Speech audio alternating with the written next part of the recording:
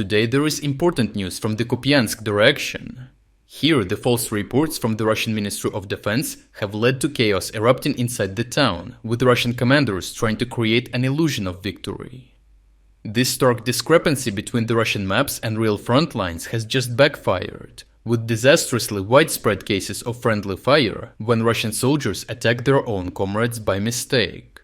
Prominent Russian military analysts are openly accusing their own Ministry of Defense of feeding lies to the public about what is happening in Kupiansk. They sound the alarm that official reports are nothing but anti-crisis science fiction, designed to divert attention while a battlefield in chaos bleeds out Russian forces. According to even Russian analysts, Kupiansk is not under Russian control nor anywhere close to it. However, the Russian Ministry of Defense insists the opposite, and in their latest report, they declared the town practically encircled, with the Ukrainian garrison trapped and almost destroyed. Russian officials boasted of conquering 5,667 fortified buildings, equating to two-thirds of Kupiansk, yet somehow claim Ukrainian forces lost only 1,800 men in the same period. Even more absurdly, a week ago, they declared that 700 Ukrainians were trapped, but 250 of them already eliminated, leaving 450 Ukrainian soldiers still fighting across 3,000 buildings. Subtracting the theoretical wounded, that would mean only 200 combat-ready Ukrainian soldiers holding over a third of a city or 15 buildings per man. Russian analysts mock the arithmetic and note that if this destruction rate were true, then Kupiansk should have been fully cleared in one day, but even after a week, nothing changed. Instead, Ukrainians remain entrenched, Russian losses continue to skyrocket, and the ministry's numbers collapse under scrutiny. Russian analysts underline that cheerful reports are optimistic fiction that masks a battle spiraling out of control and lead to ambushes in areas that were officially already cleared and assaults on supposedly captured strongholds going without fire or drone support. The main Russian tactic is infiltration, initially often sneaking through gas pipelines to appear behind Ukrainian lines and take key bridges under control. But this advantage is gone, as Ukrainian forces have flooded the pipelines, bombed their entrances, sealing them with barbed wire and explosives. Other Russian infiltrators creep in at night, hide in basements during the day, and hope not to be detected. Ukrainian drone operators and patrols hunt them down one by one, clearing houses and blocks and eliminating anyone found inside.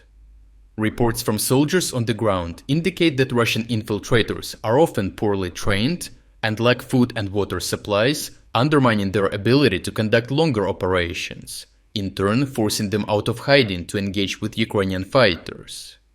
The Institute for the Study of War reports that Russian commanders have ordered their soldiers in Kupiansk to execute any military aged man they encounter and dress in civilian clothing to prevent detection by Ukrainian forces.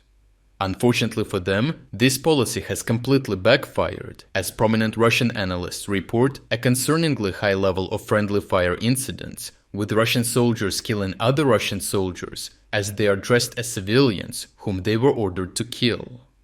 This pattern is feeding paranoia and showcases a major collapse in ethics and discipline, as Russians cannot even be sure who is on their side. Russian analysts admit Ukraine still has the upper hand, with enemy forces clinging only to the northern edges, while the rest remains a deadly gray zone. Ukrainian commanders note that the casualty ratio has become 10-1 in favor of Ukrainians.